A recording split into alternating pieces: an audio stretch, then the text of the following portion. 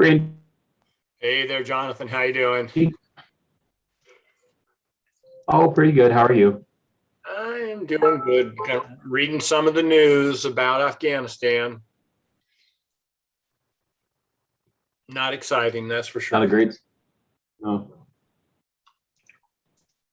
Hello. Hi, George. Hey there, George.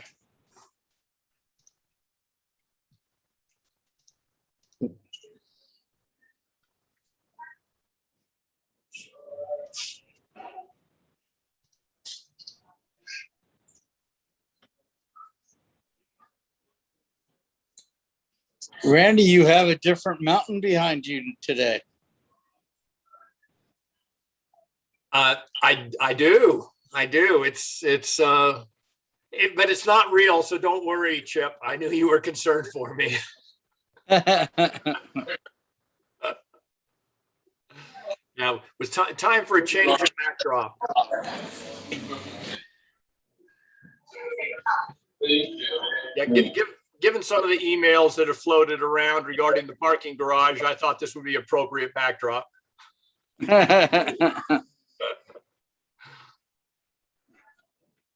Don't make fun of my emails, Randy. I don't Never appreciate mentioned it. your name, Sadie. Chip's the one I'm who mentioned your sensitive. name. I have a sensitive heart. And I know that.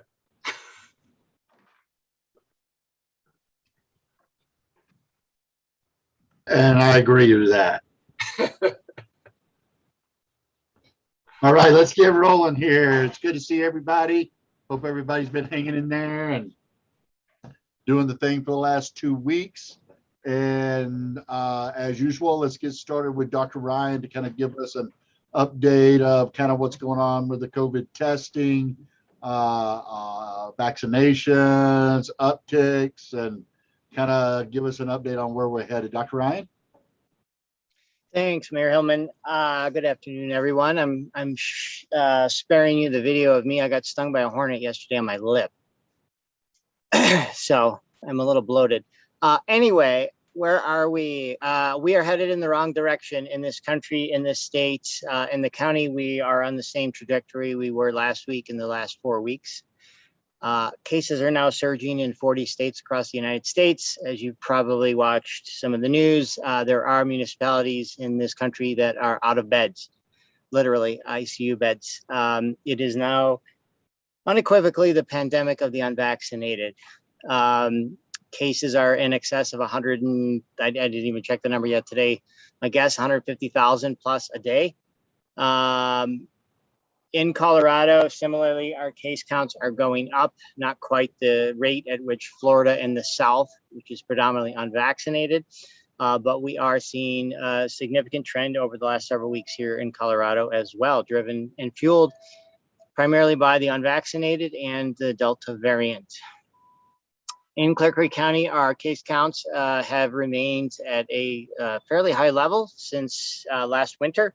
We're now at 215 per 100,000 as our 2-week incident, and our test positivity rate is above 7%, about 7.3%. Testing, we are testing every single week, free of charge, no appointment necessary in Idaho Springs. On Tuesdays, we have reached out to COVID Check Colorado, for whom the state has a contract with for testing in Clear Creek, and asked if we could get a second day in Georgetown to further that testing availability. But again, literally there's testing 7 days a week within 15 to 20 miles of anyone in Clear Creek County, in our neighboring counties around us. So not for a lack of opportunity. Vaccines, we had a clinic last week. We do not have one this week. We are supposed to be moving tomorrow morning our clinic, which makes it incredibly difficult to have a clinic, vaccine clinic. So we're not going to have one this week. We're going to have vaccines available at the high school this Thursday at the back to school night. Trying to get parents vaccinated first and then work on the kids after that. What else? Schools open tomorrow. The schools will have a mask mandate for all, no exceptions. Jefferson County came out with an exception form or an exemption form. Literally, all you have to do is check a box that says you're religious and it's against your religion to wear a mask, and your child is exempt from masking. Clear Creek will not be entertaining that sort of thing, even in the slightest. There are no exemptions to anyone. So we're moving forward with that. There is an ample supply of evidence, science-based, I might add, on our website and linked to the CDC on studies showing the effectiveness of one, masking, and two, the importance in the unvaccinated children who likely won't be vaccinated for months. Lots of people have been sending me opinion pieces, which are not science or fact-based. They're just opinion pieces, and somehow that is supposed to convince me that we're on the wrong path. So lots of science-based data on our website and links to it for those who want to dive further into the weeds. Any questions so far? The county will be issuing a mask mandate for all employees here shortly, vaccinated or unvaccinated. We do now know that the vaccinated do continue to pose a risk to others, in that you can get the Delta variant even if you are fully vaccinated, and you can transmit it to others. So as I've been saying for, I don't know, 8 months now, the vaccines are not 100%. They are 90 to 95% effective, meaning you have a 5 to 10% chance still of getting COVID.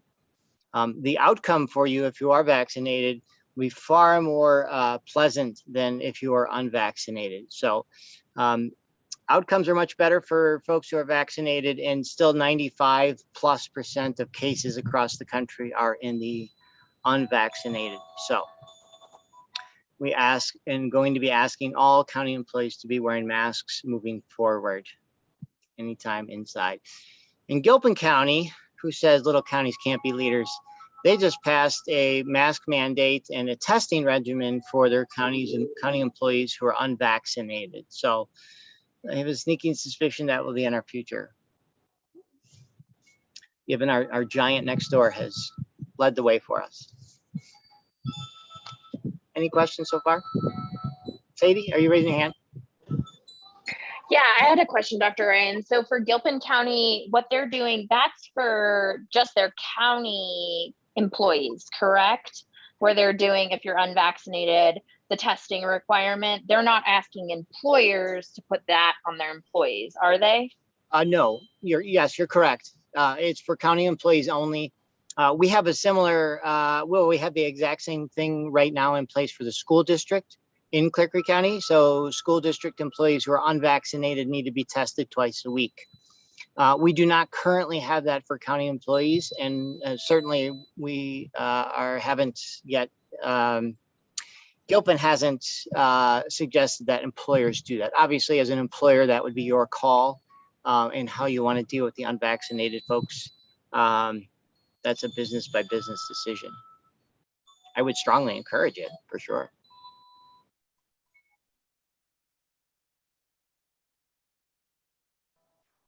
Randy? Yeah, just want to make sure that I understood you correctly earlier, that the county is going to come out with a mandate for, is it all county employees, or could you say that again, please? Yes. Currently, all unvaccinated employees, county employees, need to wear a mask while at work or when interacting with the public.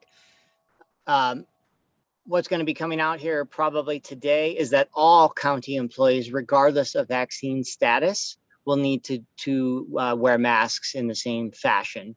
My staff has been doing it primarily because we have exposure to lots of people. Even though all of us are vaccinated, we have been wearing masks for the last several weeks. This is in light of what we now know about the Delta variant, that we do have breakthrough cases, individuals who are fully vaccinated, who still have symptoms from COVID and test positive and could potentially pass it on. Okay, thank you. Mm-hmm.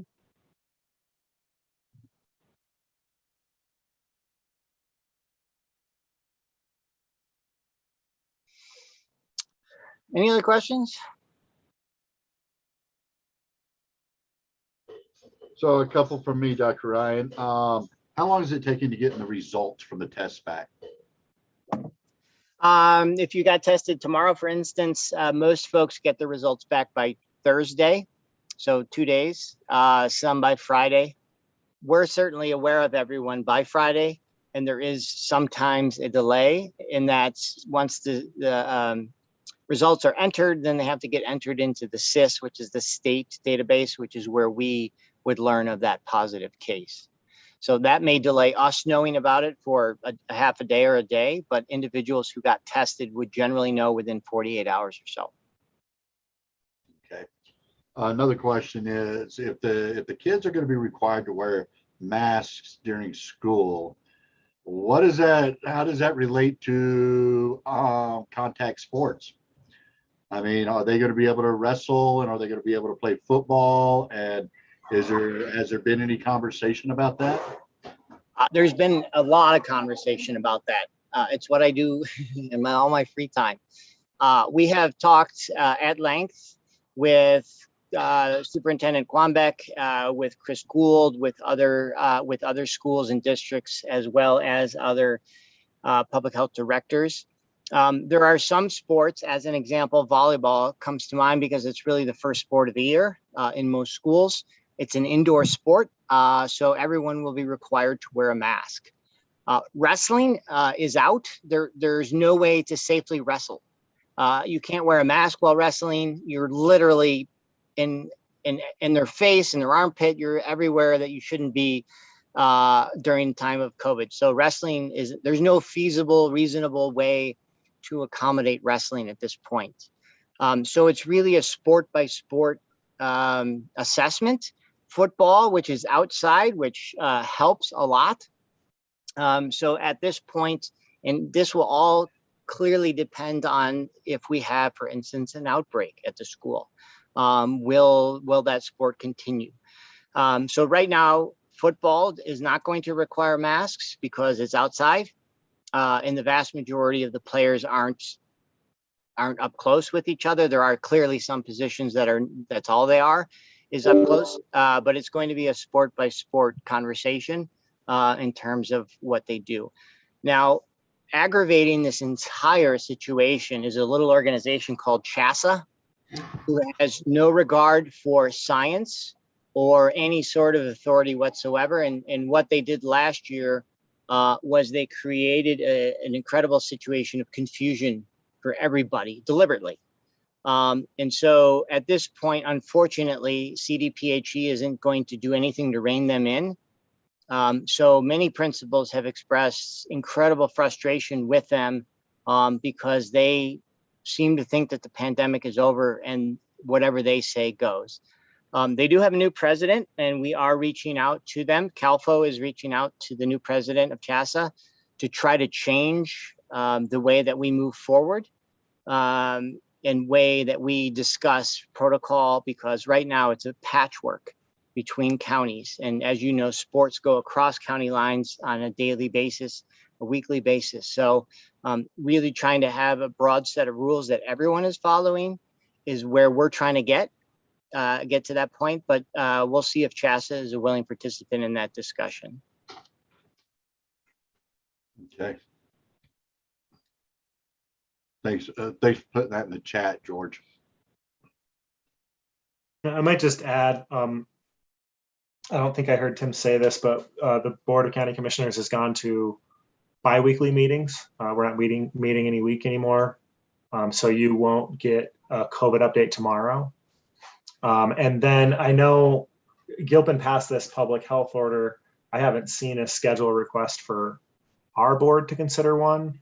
But as I look at it, I think almost everything except for requiring face masks of the general public in our facilities is kind of a county manager, a managerial decision. So I don't know that you would see Clear Creek need to pass a public health order similar to Gilpin's. And we may see these policies be implemented just through another means.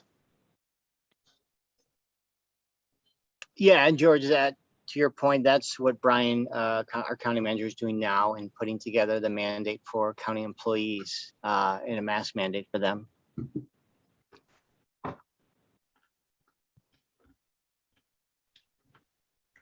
Okay, do we have any other questions for Dr. Ryan?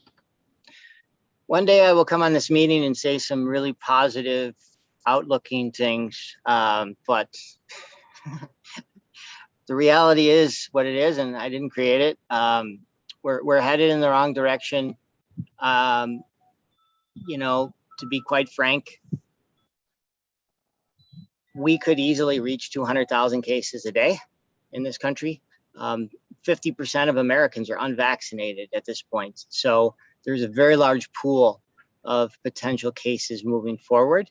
Unfortunately, and you've heard me say this before, this just opens the door for a new variant to develop that may, I don't know, impact children more significantly or render our vaccines useless or do other sorts of things. You know, here we are with the Delta variant, which is spreading like absolute wildfire and inundating hospitals across the country. So right now, Colorado is not in nearly as bad a shape as many states, primarily because of our vaccination rate is as high as it is. It certainly could be much higher, but it is our one, at this point, saving grace in keeping us from looking like Louisiana, Florida, Texas, or you name the state in the South.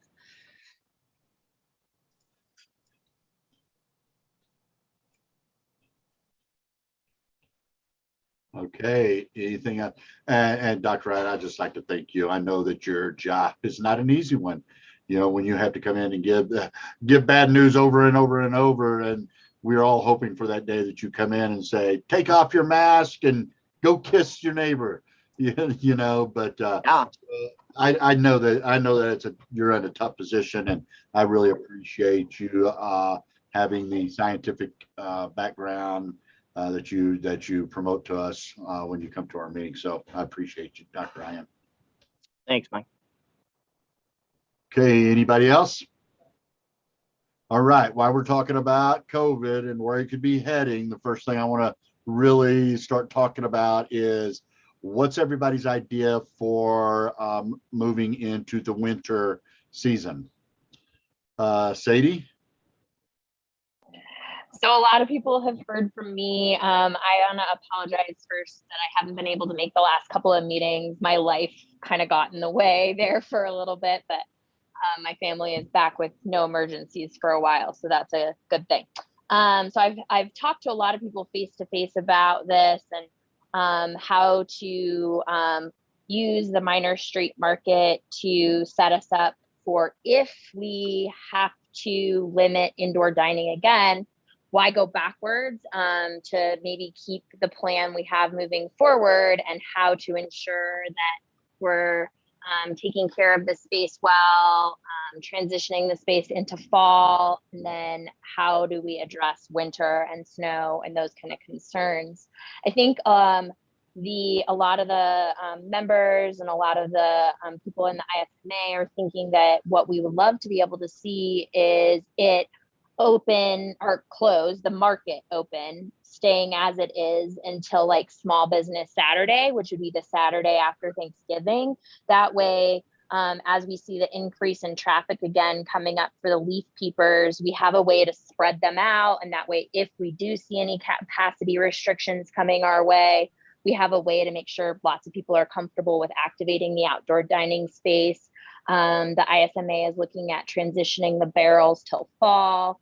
Partnering with the existing things that are already happening this fall, the costume run that the rec center does, bringing that down on the minor. There's been a lot of discussions about fun ways to interact and keeping the market activated by having like first Fridays and third Saturdays live music down on the market, limiting the music, not doing as much, but still having activation in the music. And then thinking about winter activation of considering maybe the 1600, my block of minor, and then the next block of minor be fully closed, and then maybe a halfway closure, like a one-way closure on Tommyknockers and Two Brothers, so that way Two Brothers has that parking traffic that they really love in the winter for their pull-up customers for breakfast. So I talked to Lindsay and Steve about that as well. So I know there's been a lot of conversations about ways to make sure that we have alternatives as if we have to face any kind of limited capacity again. So as everyone's fully aware of, because a lot of us are participating in setting this up, if we have any type of traffic coming down Minor, I say we have to have Jersey barriers in to protect our people that are setting out there, activating the street on that north side, just like we did last year. It will not be feasible. Now, I'm done in November. Maybe the new mayor comes in and doesn't care. But on my watch, I say that those folks need to be protected if we decide to open up the street for traffic. Now, if we want to keep it closed for traffic, then we won't need to have Jersey barriers. Also, the other problem is if we keep it closed, we're going to have to figure out, because John Bordoni has said there's no way to plow it if it is kept closed, because all he'll do is push it over into people's areas, in front of Tommyknockers. It's just going to be pushed over. So we're going to have to come up with a major plan of snow removal if the downtown businesses want to try to keep the street with no traffic through. Sadie? So my understanding was that the ATV we have, the city has the ATV with the snowplow, that would be able to fit around the current barriers, and that we could plow down the center and use that as easily as we have done. And then the business owners would be responsible for snow removal in their outdoor space, as we did last year, and making sure that, again, we're keeping it clean.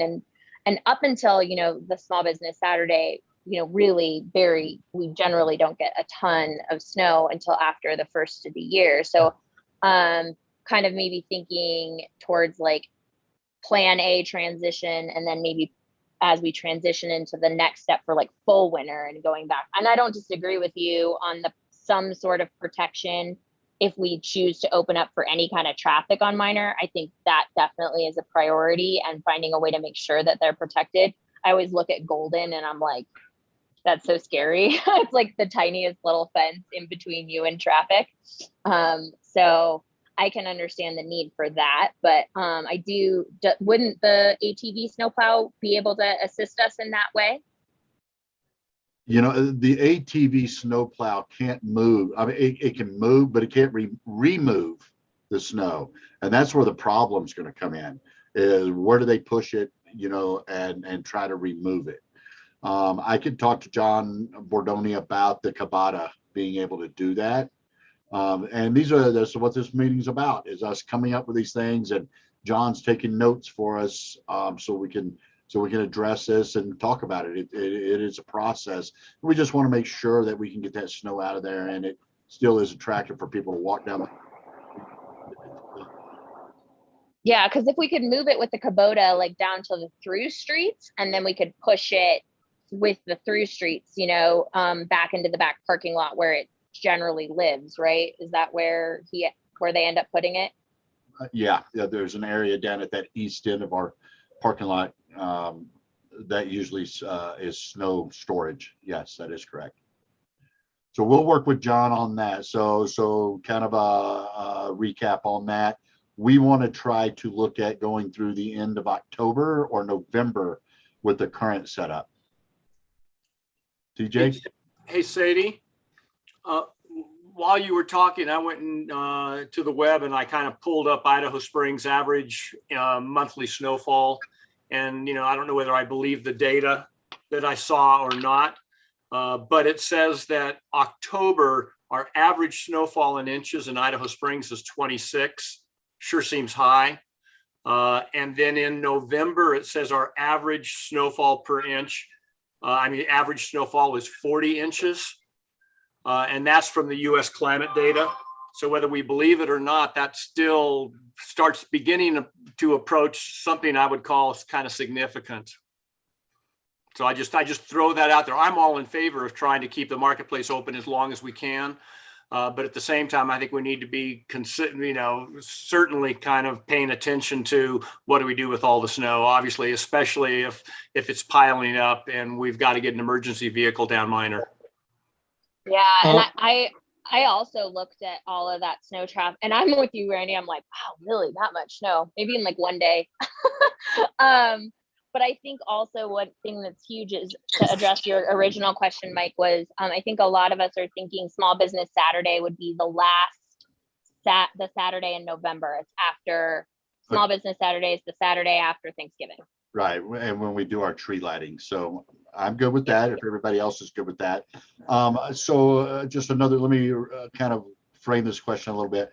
Is the outdoor for just in case we go to a restriction and have it ready? So if people, we did it last year because we were at 25 and 50% capacity, and most of it was required, you can do as much as you want outside.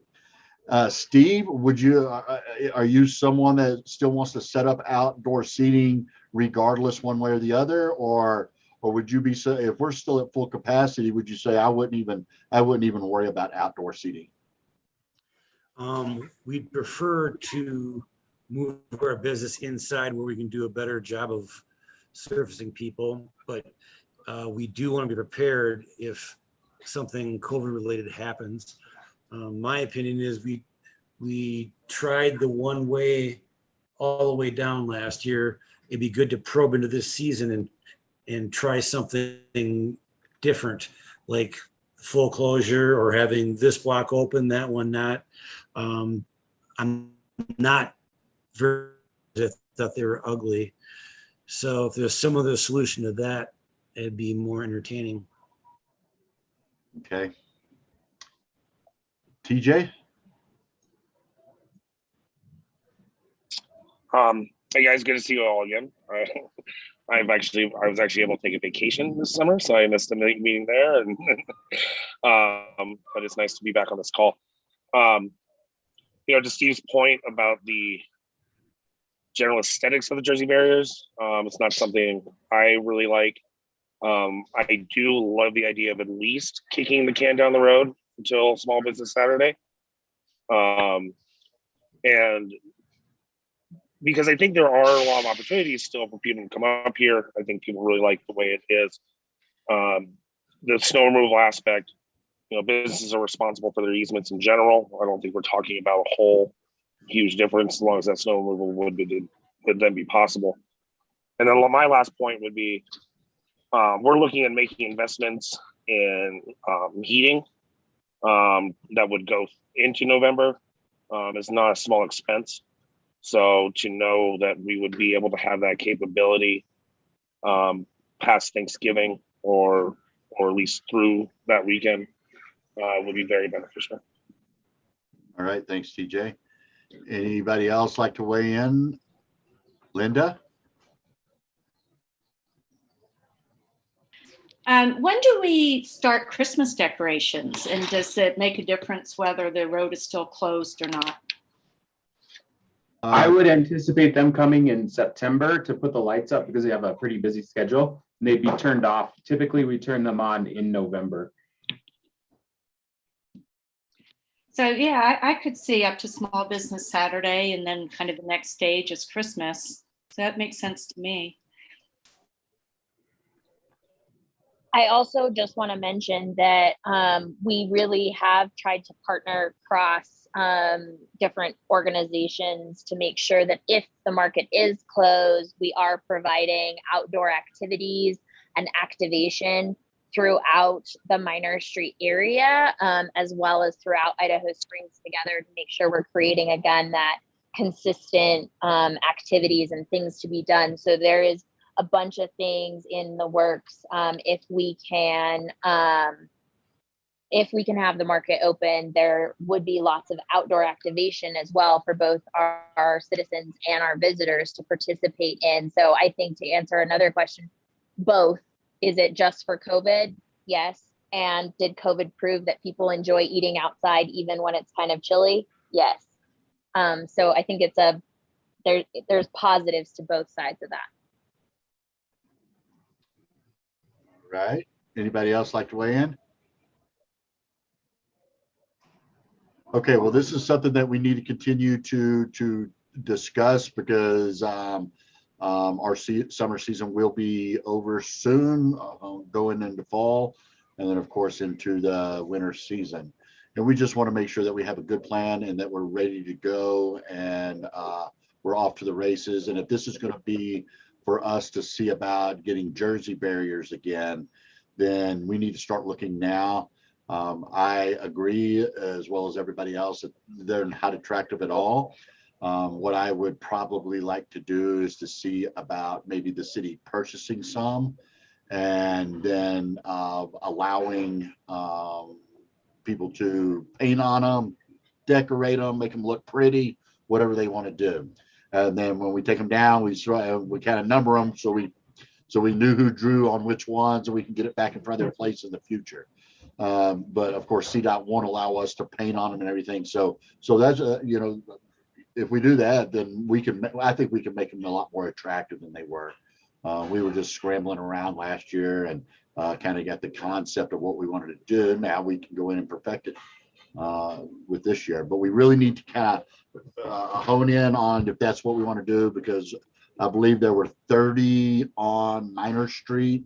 Now there were some other businesses like on the north side of on the south side of the buildings that were using Jersey barriers to protect, like Marcel, protecting the barrels out there, and I believe that the Moose had some out there protecting people that were outside as well.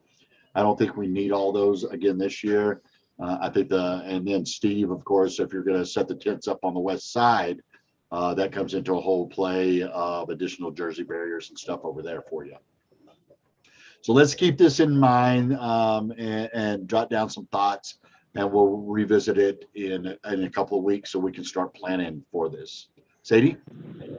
So can we not make an agreement soonish, like today, that we would be able to do till like Small Business Saturday? I just know, we want more time is better for us to be able to plan and make sure we're activating so that it is successful for everyone. So is there any way for us to get a consensus and an agreement on that? Yeah, I say everybody kind of agrees to that, and I say that we decide today that that we'll keep everything as is until the Christmas tree lighting, which is that weekend after Thanksgiving. Everybody's good with that? And then we'll just make a plan and have a plan in play for after that and what we want to do. I don't want to come back in November and say, okay, now that the Christmas tree, now what do we do? No, we're going to have a plan in place that we can get out there and rock and roll it and get it done, that we already have it in place.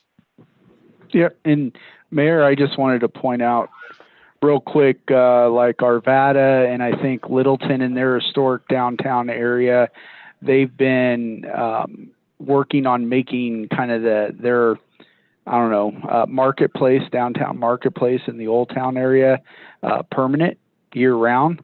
I know the metro area gets a bit less snow than up in the mountains, but when it comes to, I guess, the trajectory of where things are going right now in some of these Old Town shopping districts, it does look like, at least down in the metro area, that people are moving toward a pedestrian kind of walkway in those shopping centers as a more permanent fixture. And Jonah, we are doing a downtown master plan, if you weren't aware, and that is part of what they're doing, is coming up with concepts for partial closure, full closure, seasonal openings and closing. So they'll have some of this is part of the scope of work that they're doing, is to bring concepts back to the city to show what it would look like and how it would work with traffic flow and everything else. So that is actively being worked on right now, Jonah.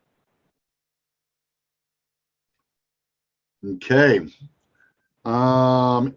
So everybody, thumbs up for Small Business Saturday is the last weekend of the outdoor seating, and we'll have a plan in place how we're going to either open up or keep it closed through the winter. Is that correct?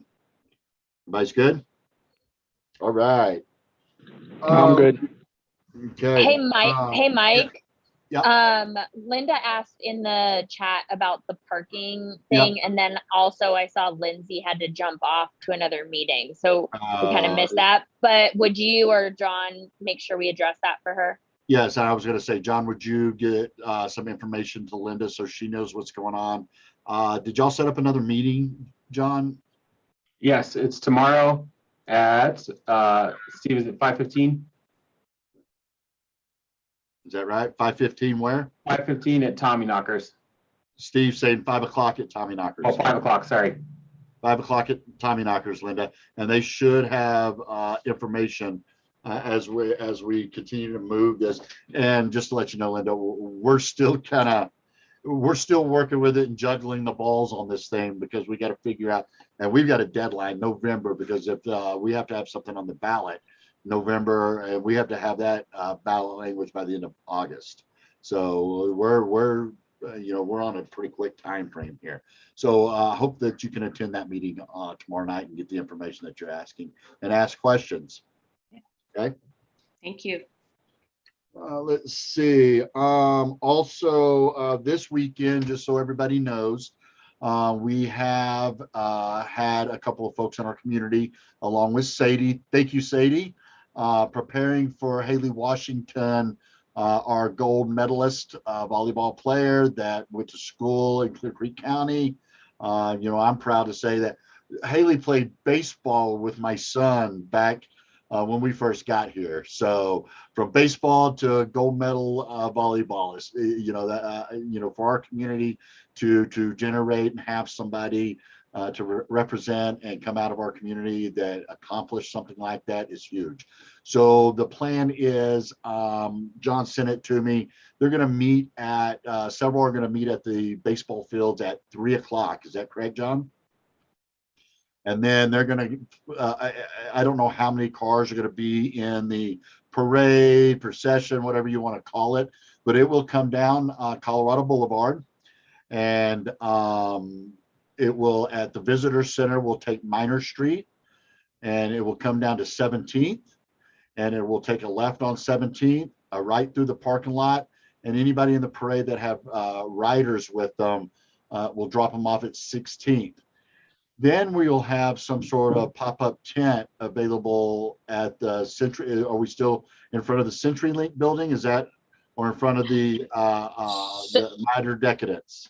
In front of Minor Decadence, there's going to be like the MC stage. And so I actually forgot to ask you, Steve. But anyway, we are going to have a little MC stage in front of Minor Decadence, which is where, Mike, you'll be giving your speech. Haley's going to talk. A few other people are the Snow Dog from Georgetown is going to come. And then music will be in front of CenturyLink. Oh, we're going to have a DJ. Is that correct? No, the cowboy band is going to be playing. Oh, really? Because they're all a couple of them were Haley's teachers. So the cowboy band will be there. I would anticipate that stuff starting around 5. So like the processional, they're gauging to start that at 4. So once everything is done and unloaded and stuff, I would imagine that the MC and the music to start around 5. Okay. And then last thing is that along Minor, there'll be Haley specials. So if you haven't gotten me your Haley special, shoot me an email. And then on the MC stage, they'll be announcing, go to this place to get your gold medal blonde. Their Bojo's is doing a bunt cake, free bunt cake with purchase for, so there's like some fun things, plays on volleyball and all that stuff on the market. So those will all get announced from the MC stage to have people spread out on Minor to enjoy their food and beverages. And anything, I'm sure Diane's not going to say anything about temporary banners. So if anybody wants to make up something or put red, white, and blue and draw Olympic circles on their windows. The The Sadie's volleyball got- team, the volleyball team is coming around to decorate windows sometime this week on Okay. Minor. I think Troy is getting the flags out for us. Businesses, if you guys want to do anything USA fun, go for it. Like I said, I think Diane has kind of said decorate USA for the weekend. No problems there. So I think some people are going to be putting out some like flag style banners and stuff like that. Hey, And, Sadie, it's Carla. Hey, Carla. Did anybody alert 9 News or anybody that, yeah? Yes, so Awesome. we will have 11, just so you guys know, we will have 11 news stations present on the 21st here. So the 2 organizers, Dawn and Angie, have gotten confirmation that, of course, unless something huge happens that's not, some breaking news, we will have presence of 11 different news channels here. So it's going to be a big day press-wise for Idaho Springs. I think that's super exciting that we get to do it. Hey, Sadie, one more thing. Have you reached out to Carlson and let Carlson know that, like maybe the kids can all be on the playground, or I don't know, or do signs? They could do a banner. I believe Angie and Dawn, so I kind of got involved to just kind of help facilitate through the city and make sure organizing wise, we were all kind of collective on the same page so all the businesses could support. I know Angie and Dawn, it's Angie, I can't remember, Dawn Kenner and Angie, I can't remember her last name, but I know that they've, and I know they've contacted the schools, the school district. I know like the football team and they were making they were going to have the elementary school make little banners or something to decorate the cars, or I think they've reached out to them from what I understand. Okay. I'll tag Lorraine Swartz, who's our new principal over there, just to make sure that she. Awesome. And if she aware. has questions, just shoot her my way and I'll make sure to hook her up with Dawn and Angie. Yeah. And she knows Angie and probably Dawn as well, but I think if it's the Angie I'm thinking of, so thanks. All right. So that's the plan for this weekend. It should be fun and exciting, and looking forward to it. All right, let's just take a couple of minutes to go around downtown businesses. How are things working? What are you seeing? And things we need to be working on. Steve? Definitely entering more of a school season. We're midweek. There's actually parking out back, which is nice. And businesses doing well. It's kind of rational. It's kind of nice being really busy on the weekends and having the weekdays busy, but not so stressful. It's a good break. Besides that, the weather's been good. The smoke's holding down. Glenwood Canyon's open. Things are kind of looking pretty good. All right, thanks, Steve. TJ? Yeah, same. I mean, our weekdays are still doing better than they have historically this time of year. Weekends are still go, go, go. Just kind of getting ready for leafers. And when I was working in Wyoming, we would call this time of year when we started getting newlyweds and nearly deads. So it's a different type of crowd, and it's definitely a lot less stressful, but it's been going well. All right, thanks, TJ. Linda? I like that, newlyweds and nearly deads. That's so perfect. Yeah, it's not as manic as last month. July, it's just busy every single day. Now it's back to busy on the weekends. And I think the employees were worn out enough from July. So it's probably okay to slow down a bit. One thing, just with kind of looking at getting ready for the winter, we have the whole alleyway behind our shop and the shops alongside us between Minor and Colorado Boulevard is a mess every winter. And we have the public parking lot back there behind us. So we've got customers walking over just a sheet of ice all winter long every year. And I'm just wondering if it's not too late to do something about it this year. We always have a problem with that alley, and actually our downtown master plan is addressing the drainage back there. We know it's bad, and once it ices up, there's nothing we can do with it. You know, those buildings shade it the whole year. Rick Garnett, before it even ices, he calls me and says, it's fixing to happen, get ready. And I was like, what do you want me to do? Go put a blanket over it and see if that helps? But we know about that, Lynn. It's tough. I know our guys do, what they could do by putting sand and salt and everything back there. But this is actually part of our downtown master plan and dealing with that drainage back there. Okay. Okay.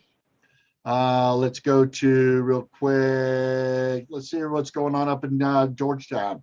Mark?